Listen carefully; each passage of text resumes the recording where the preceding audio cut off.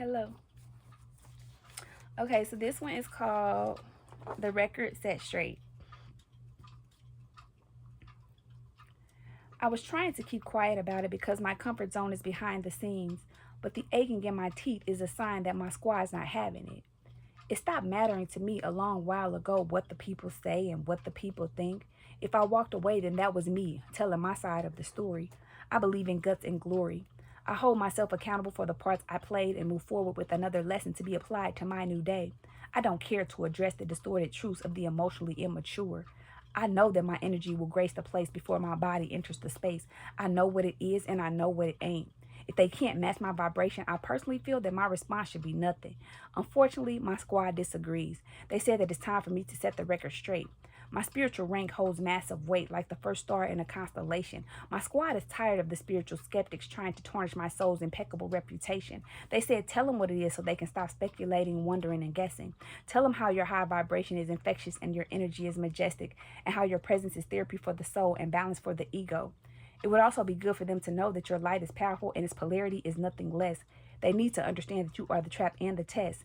You only feel attacks when they need to be addressed. Tell them how the groups of energetically dark witches and warlocks came for you and how it cost them their spiritual gifts and their ancestors' protection. Don't forget to mention how the most seasoned spiritual practitioners neglected background checks and it cost their ancestors a hefty ticket. They went from seasoned vets to new beginners because the angels and the demons refused to support their missions. The light and the dark is aware of your frequency and in full support of your authentic energy. Let them know how all of the elements will show up and show out and behind you. And when you speak of your squad, that includes the sun and the moon. Tell them how KRS-One spoke to what you were doing 5 years before you were actually doing it, and how he gave your protection an acronym and helped you to understand that you do carry a gun even though you don't pack a pistol. Tell them how the birds cry and sing with you. While they're praying for materials in the physical form, you're praying for what's best in the highest good for all of creation. Tell them how your guardian angels made themselves visible to that hitman and how he didn't shoot because he couldn't move.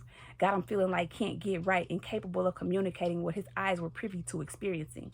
Let him know that the isolation spells actually worked out for you because there is no thing that you enjoy more than your own company. Tell him how you drank the poison when you knew what it was and how you used that experience to practice mastering the transmutation of energy. Tell them how you use their war as a training ground and how you always keep going because your willpower is founded upon your desire to make God proud in private. They need to understand that while they're trying to block you from speaking, you only need to know it for the seers all around the world to reveal it.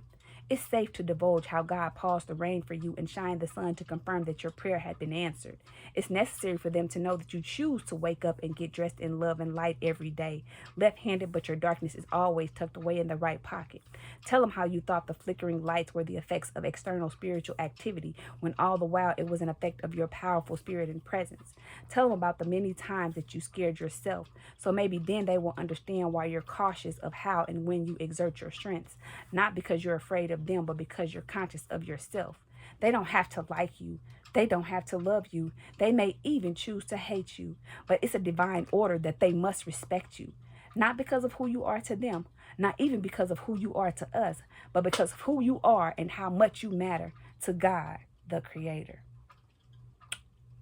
Make good choices, people.